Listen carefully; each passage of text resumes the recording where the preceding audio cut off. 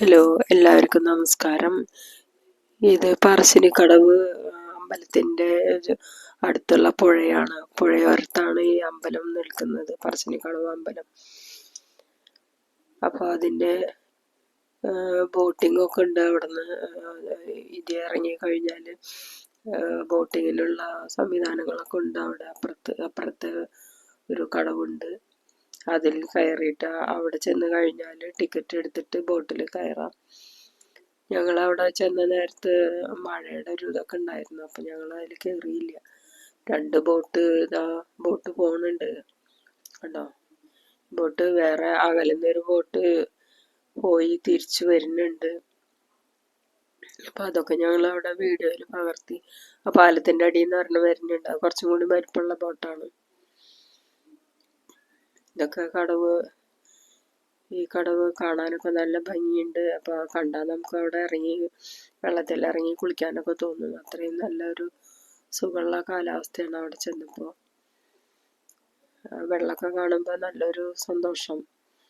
വെള്ളം പടമൊക്കെ കാണുമ്പോൾ.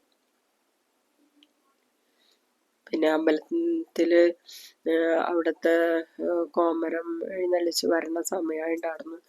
അപ്പം അതൊക്കെ മിസ്സാവണ്ടെന്ന് വിചാരിച്ചിട്ട് ഞങ്ങൾ പിന്നെ പോയില്ല.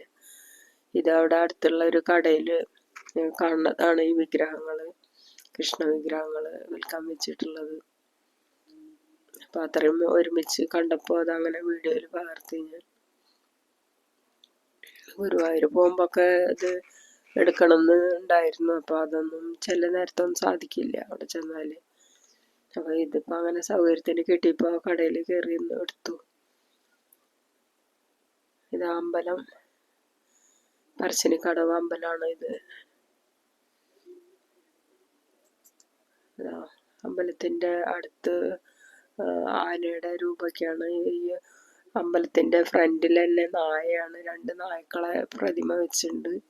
അവിടെ എപ്പോഴും നായ്ക്കൾ ചുറ്റിപ്പറ്റിയിട്ടിരിക്കും. അവരൊക്കെ അവിടെ അങ്ങനെ നായ്ക്കൾ സൗകര്യമായിട്ട് നടക്കുന്നത് കാണാം. അവിടെ എന്തോ നായയായിട്ടുള്ളൊരു ബന്ധമുണ്ട്. അതിനെപ്പറ്റിയുള്ള കഥ എനിക്ക് കൃത്യമായിട്ട് അറിയില്ല. അപ്പോൾ അടുത്തൊരു വീഡിയോ ആയിട്ട് ഞാൻ വീണ്ടും വരാം.